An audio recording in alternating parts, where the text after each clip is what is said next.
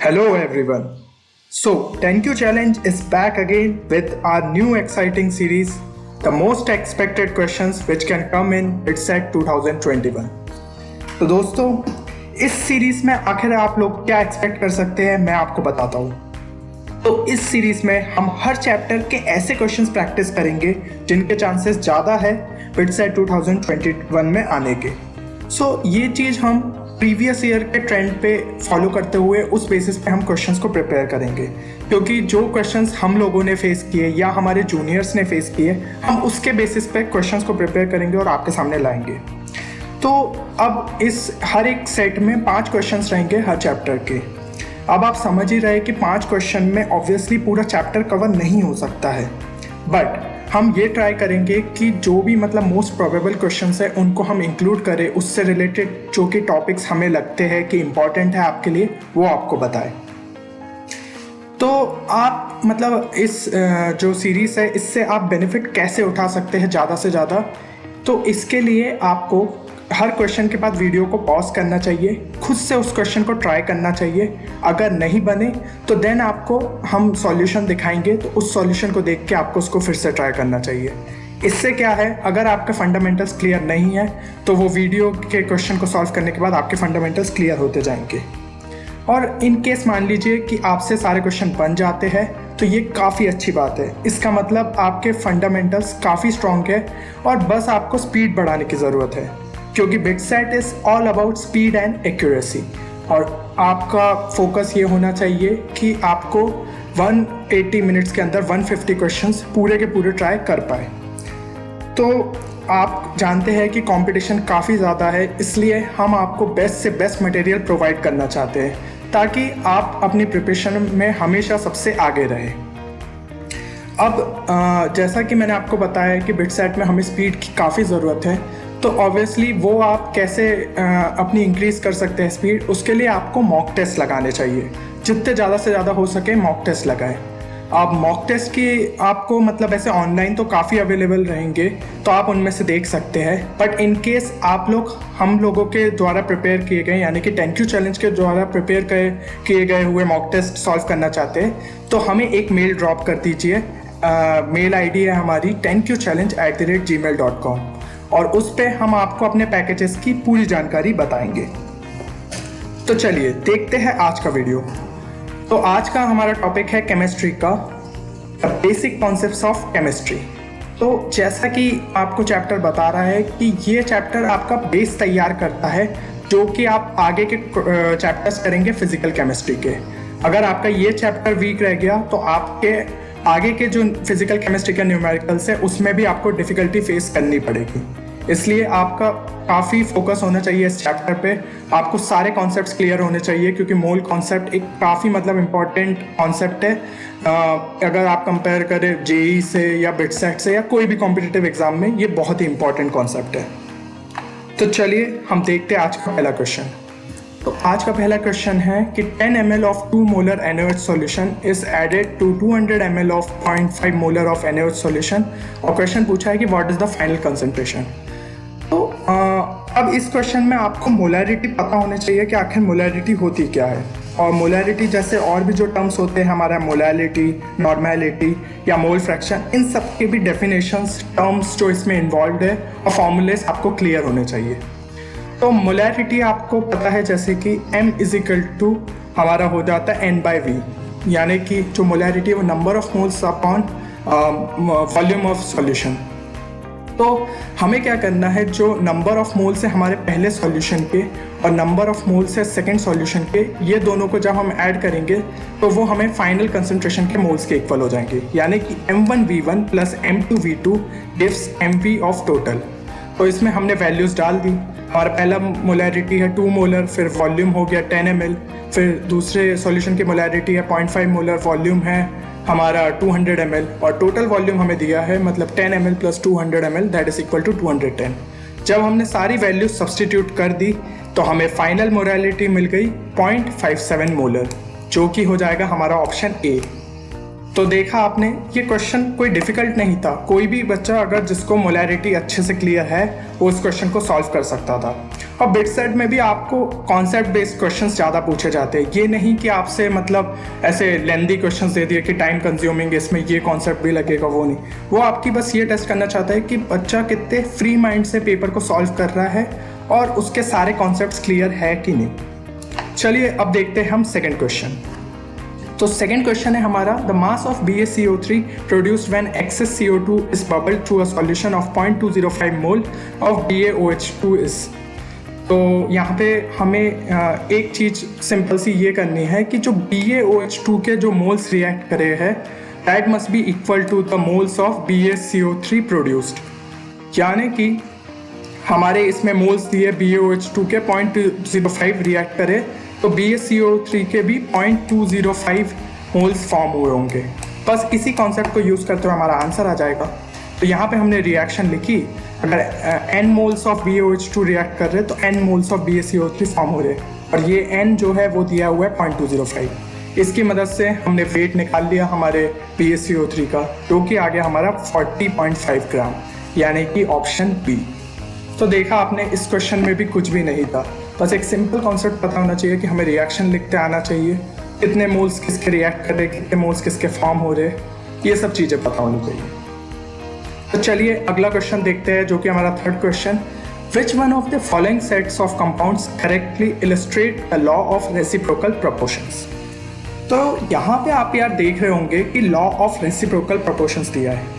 तो एक चीज़ मैं आपको बता दूं कि इस चैप्टर में काफ़ी सारे लॉस है, जैसे कि law of conservation of mass, law of constant proportions, law of multiple proportions, then आपका ये law of reciprocal proportions, law of combining volumes.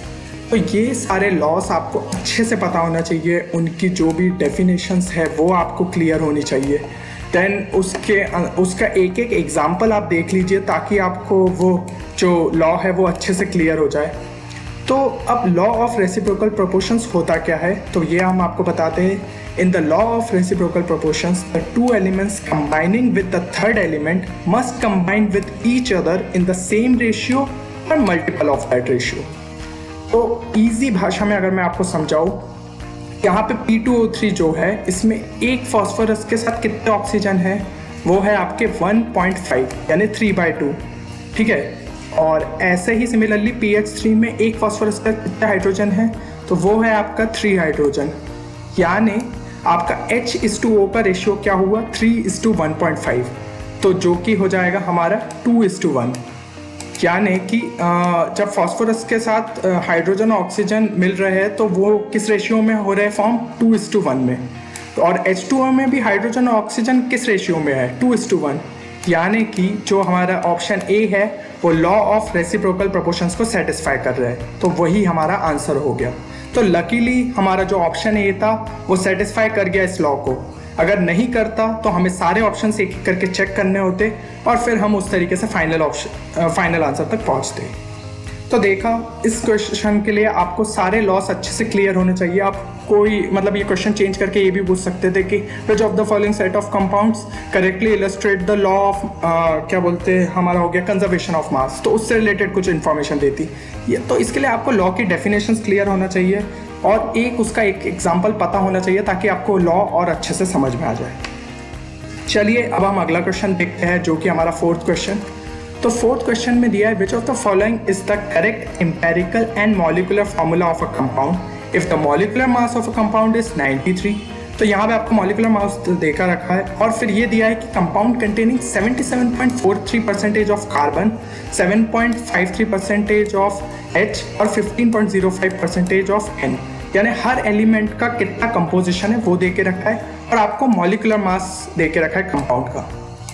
तो इस क्वेश्चन में जो चीज़ें आपको पता होनी चाहिए वो है कि एम्पेरिकल फार्मूला क्या होता है और मॉलिकुलर फार्मूला क्या होता है।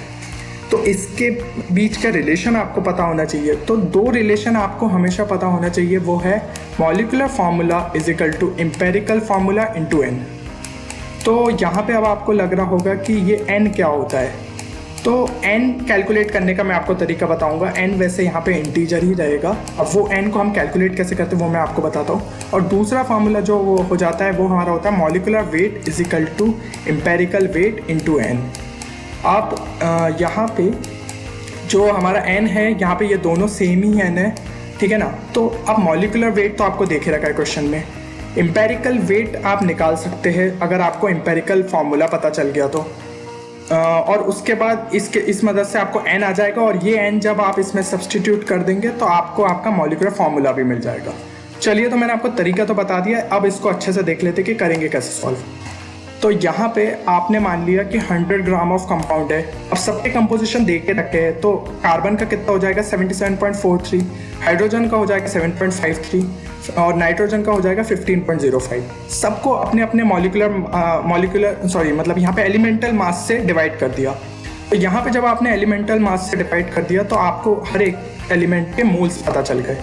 अब इन मोल्स को आपने इंटीजर, मतलब जो smallest integer ratio, simplest integer ratio में निकाल सकते थे, वो आपने निकाल लिया, जो कि आ गया आपका 6:7:1।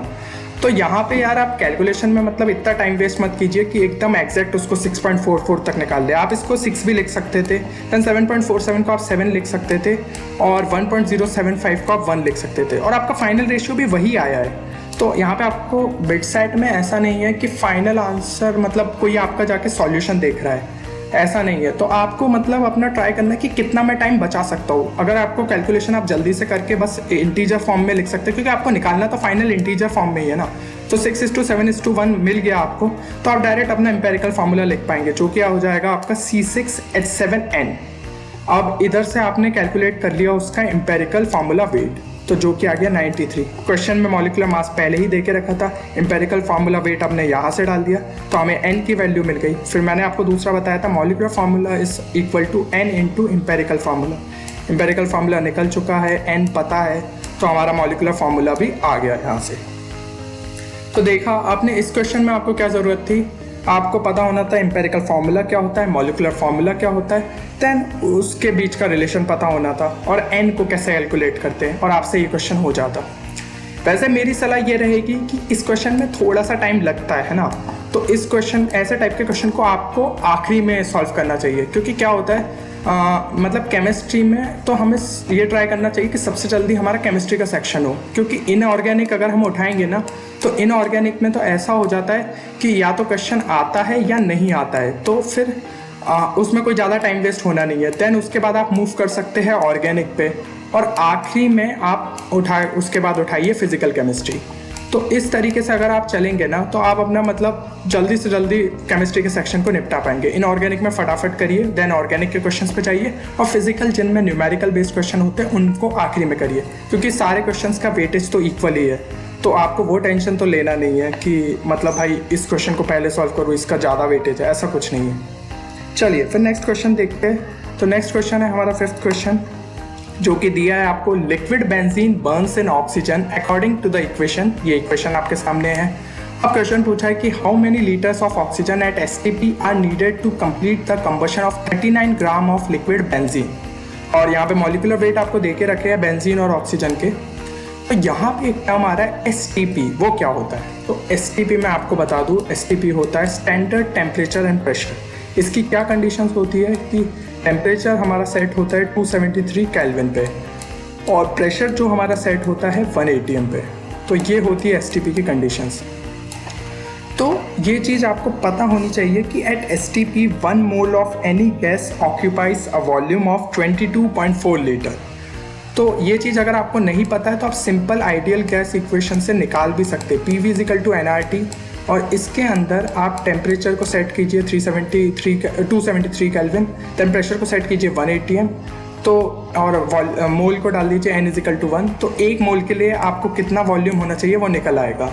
तो वहाँ से आपको पता चल जाएगा कि 1 मोल इज़ इक्वल टू 22.4 लीटर, जो कि मैंने स्टेटमेंट अभी आपको बोली थी। तो यहाँ से आपका आ गया, ये चीज़ आपको पता चल गई। देन अब इसके सॉल्यूशन को भी हम समझ लेते हैं। तो ये रिएक्शन आपके सामने दी हुई है। देन यहाँ पे ये चीज़ अपन को पता चल गई कि 2 मोल ऑफ बेंजीन के साथ 15 मोल ऑफ ऑक्सीजन लग रहे हैं। तो यानी 2 moles of benzene is equal to 156 gram of benzene. तो ऑक्सीजन का कितना रिक्वायरमेंट हो जाएगा? That will be equal to 15 moles of oxygen, और 1 मोल के लिए मैंने आपको बताया ही है 22.4 लीटर। तो that is equal to 15 × 22.4 litre. अब इस यूनिटरी मेथड से हमने निकाल लिया कि 1 ग्राम ऑफ बेंजीन के लिए कितनी ऑक्सीजन रिक्वायर्ड है। That is equal to 15 into 22.4 divided by 156। अब इसी तरीके से हमसे क्वेश्चन में क्या पूछा था कि 39 ग्राम ऑफ लिक्विड बेंजीन के लिए कितना चाहिए होगा ऑक्सीजन। तो 39 से इस वाले टर्म को मल्टीप्लाई कर दीजिए और इससे हमें फाइनल आंसर मिल जाएगा हमारा 84 लीटर, जो कि है ऑप्शन डी। तो देखा आपने, इस क्वेश्चन में आपको सिर्फ पता होना चाहिए था कि आखिर ये एसटीपी नाम की चीज़ होती क्या है, यानी कि जो हमारा स्टैंडर्ड टेम्परेचर एंड प्रेशर, उसकी कंडीशंस पता होनी चाहिए कि भाई 1 मोल में आपका कितना वॉल्यूम रहता है, कितना वॉल्यूम ऑक्यूपाई करती है गैस। तो ये चीज़ अगर आपको क्लियर है तो ये क्वेश्चन बिल्कुल मुश्किल नहीं था, एक सिंपल सा स्टोशियोमेट्री का क्वेश्चन था कि भाई ये मोल्स को इस मोल्स के साथ बैलेंस करना है, ख़त्म। तो देखा आपने, ये है आपके मतलब मोस्ट एक्सपेक्टेड क्वेश्चंस जो कि पूछे जा सकते हैं आपके some basic concepts of chemistry chapter से। इसी तरीके से हम आगे आने वाले चैप्टर्स पे भी इस टाइप के क्वेश्चंस लाएंगे। तो जो भी आपके सिलेबस में हम ट्राई करेंगे कि ज़्यादा से ज़्यादा चैप्टर्स को कवर कर पाए बिट सेट से पहले, क्योंकि अपने पास अभी काफ़ी टाइम है। तो आप अपने कमेंट सेक्शन में लिखिए कि आपको ये वीडियो कैसा लगा और आप इस टाइप की और वीडियोस चाहते हैं कि नहीं। बाकी मिलते हैं हम अगले वीडियो में, तब तक के लिए आप अपनी प्रिपरेशन एकदम ज़ोरों शोरों से करिए और उम्मीद करते हैं कि हमारे ज़्यादा से ज़्यादा सब्सक्राइबर्स इस बिट सेट एग्ज़ाम को ईजीली क्रैक करें।